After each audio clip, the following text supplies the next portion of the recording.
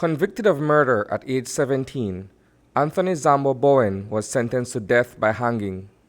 He was one of two minors condemned to life in prison when the death penalty they were each handed down was commuted. Having escaped the gallows and the hangman's noose, Bowen spent 23 years of his life inside the Belize Central Prison before being released a few years ago. He is a founding member of one of Belize's deadliest gangs. If I get stabbed in my chest, in my throat cut, they stabbed me in my back. The fittest was the fittest. Because the way I make myself out here, being in the streets, being one member of a gang, look past someone like one OG, then I'm no OG. Then I waste of time, then just make my time harder. You know who am my OG? My ma, my pa, my brother, my sister, when me have to day up there, 23 years. Some of the people in my bring up phone. This sobering message is being delivered to a class of male students at Gwen Lizarraga High School. As teenagers, they are vulnerable to the influence of gangs in their respective neighborhoods. Being influenced by gangs are nothing new. This has been around from the early 90s when it was first introduced to Belize. And I am fortunate, I am here as a living testimony. Whereas Mr. Gillett said that I chose a different direction, I can honestly tell you guys that I was also very much involved with gang activity from a young age, right?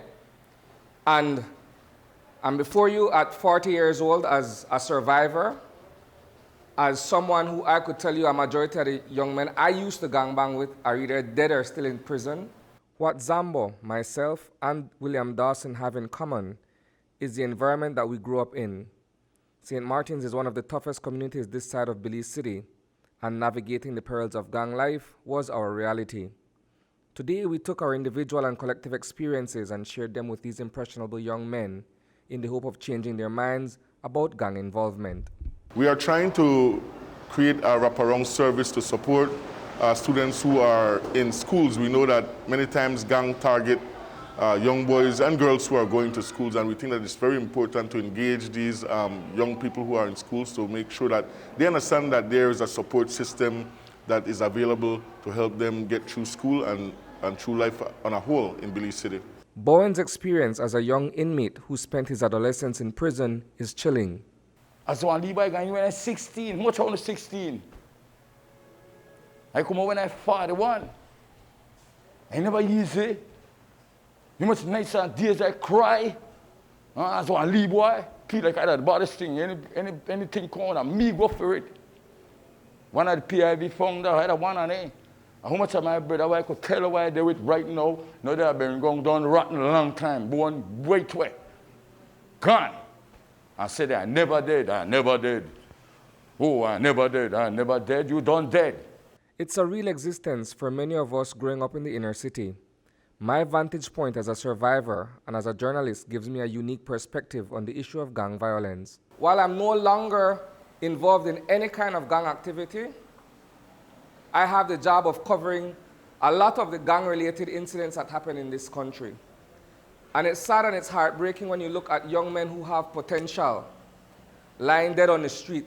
Henrietta Gill, a former prison officer, has also been working closely with reformed gang members.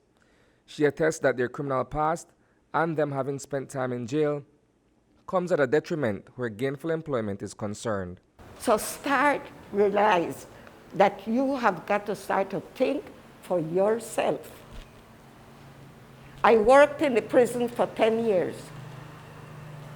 My good man over there, he was there, and I always tell my boys, this is not your home. You can go out there and do better. These boys that come out and girls will be in trouble because they have to fill out application. I was in prison. Oh, no, we not got no job. Or come back tomorrow, leave a phone number. They never get a call. And this bring them down. Reporting for News 5, I am Isani Cayetano.